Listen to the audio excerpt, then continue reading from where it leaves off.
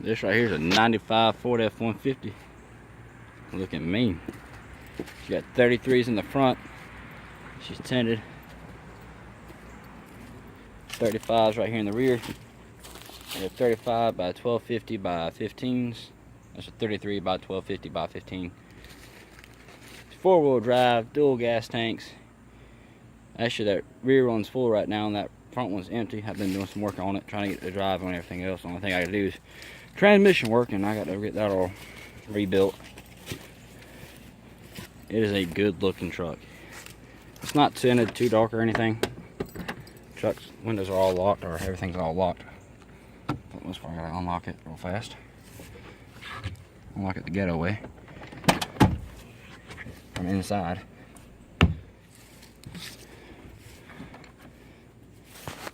It's a little dirty right now. I gotta work on getting it clean. This is all just stuff that I found in the truck besides that Powerade that's actually mine. Everything else in here I found the way it was. In order to get to the back seat, it's just, you know, the old school.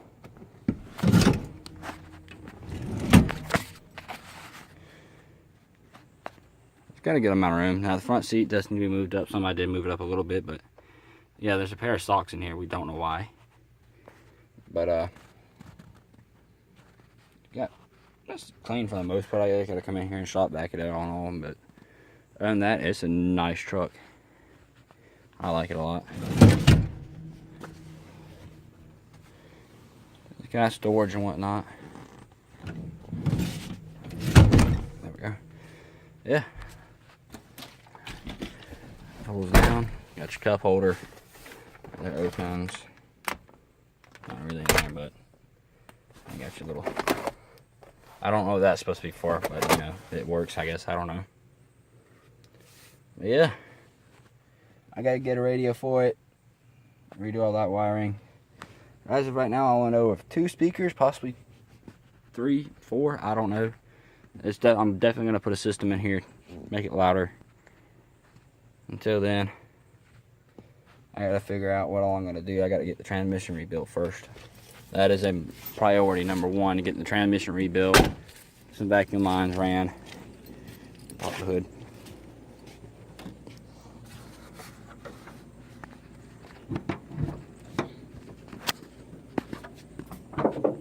There we go. There you go. Brand new battery in there. Did kind of run it a little bit today. Had a very small engine fire right there. Got to replace all the vacuum lines for it, which is a problem as of right now, which is one reason why I'm having a hard time to stay cranked up and run. It was running fine just a couple minutes ago, but it just shut off. And which strictly that's just because there's no belt on it whatsoever, and I keep running it and whatnot, and I know it's bad. Oh, I got a belt I'm getting tomorrow. I'm getting a belt tomorrow at work, so I'll be fine for that. 351 Windsor, 5.8 liter. Just in case for some odd reason somebody says, no, that's a 302. 5.8. Or 50 liter, whatever you want to say. 302. It's a 5.8. 351 Windsor. Almost new radio alternator. Actually, that is a new radiator also.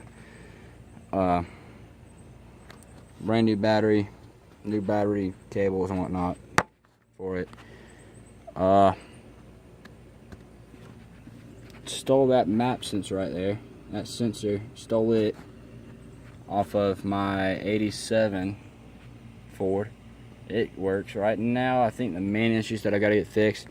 So I've got a small power steering pump leak.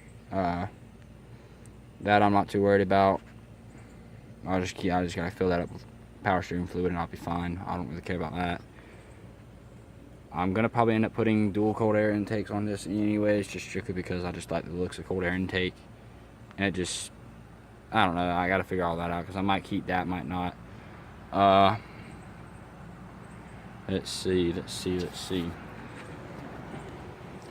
Definitely gotta get the transmission fixed. The transmission's leaking oil. Transmission's up underneath here. It's leaking oil somewhere in there. You probably won't see it at all, but it's leaking oil up underneath there. I gotta get that pulled out. Tomorrow I'm pulling that out. and get everything and get it sent off, get it rebuilt. That way I can actually drive this thing on the road. And then I also got to run some vacuum lines. As you can see, the vacuum lines, like I said, were melted. And whenever they got melted, whoever got the truck, whenever it got melted, they pulled all of the vacuum lines off, which they should have left on, which would have been easier to run vacuum lines at that time.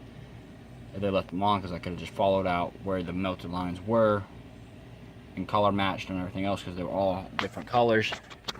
I could have just color matched it, but no, they pulled them out, so I gotta get all that done.